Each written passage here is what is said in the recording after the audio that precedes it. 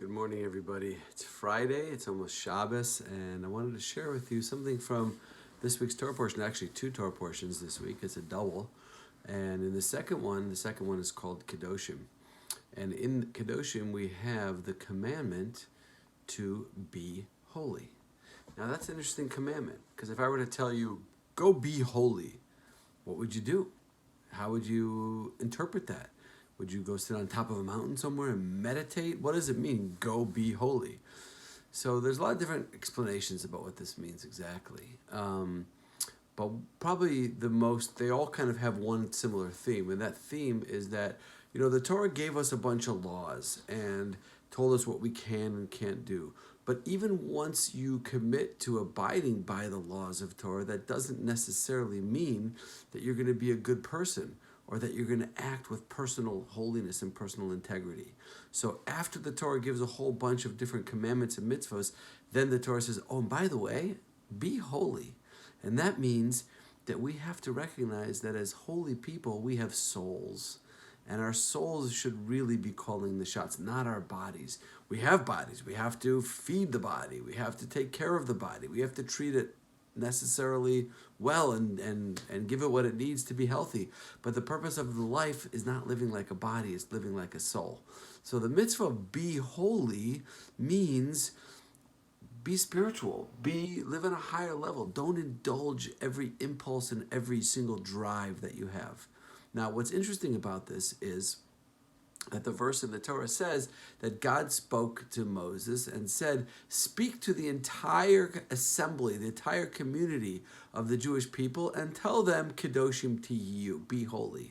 And the Talmud points out that this is one of the few times in the Torah where Moses is told specifically to gather everyone together to tell them something. Usually, the protocol was Moses would teach the law to Aaron, his brother, and Aaron would teach it to the elders, and the elders would teach it to the next level of scholars, and it would get spread and passed down that way. But this particular law of be holy, Moses was told, gather everyone together, the entire Jewish nation, and tell them this law, be holy. And the question is why? Why was this mitzvah in particular set up that way? And especially when you think about the mitzvah of be holy, it sort of seems like a very personal thing. It's not telling me what to do specifically or how to act or behave. It's more of a personal guideline for personal holiness, for me to live in a more soul-oriented way and a less of a body-oriented way. So I think the reason why perhaps that God told Moses to bring everyone together for this mitzvah is because holiness really, you can't be holy in a vacuum.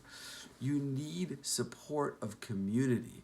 You need a culture and a society that's going to be helpful and supportive of your endeavors to be spiritual and holy. And that's why it's very important to surround yourself by people that have a similar goal in life. If you want to live your life like a soul and try to accomplish spiritual things, then you have to surround yourself with people, with a community of people who are like-minded.